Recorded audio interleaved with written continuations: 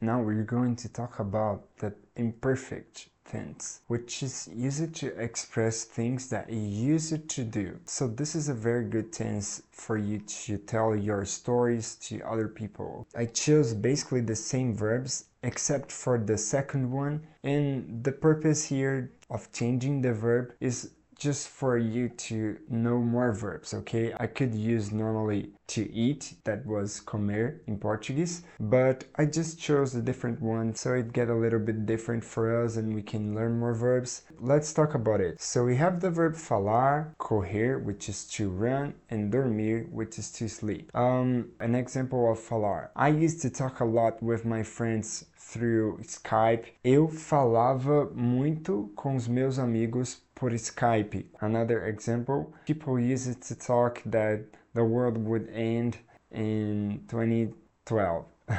So, as pessoas falavam que o mundo iria acabar in 2012. Up to now, you're probably assimilating the structure that you gotta follow. So basically, you just need to understand how to conjugate the verbs of the first, the second, and the third conjugation on these ways, and you will be able to conjugate any verb. For example, we have another verb here, to walk, andar. Eu andava, você andava, nós andávamos, eles andavam. So I walked, he walked, we walked, they walked, or I used to walk, they used to walk, he used to walk, we used to walk, okay? So basically that structure works for any regular verb of the first conjugation. The second also works for any verb of the second conjugation. For example, the verb comer, to eat. So, eu comia, I used to eat. I used to eat a lot in that restaurant.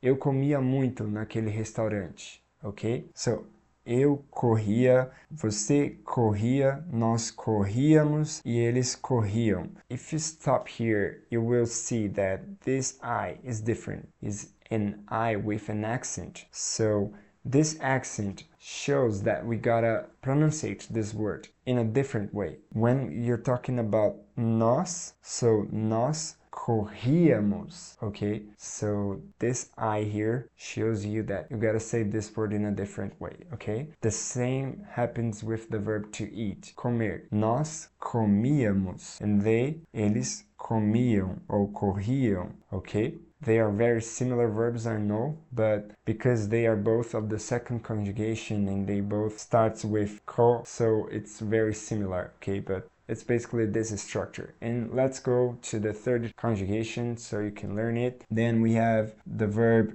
dormir, to sleep. So, eu dormia, ele dormia, nós dormíamos e eles dormiam. One more time.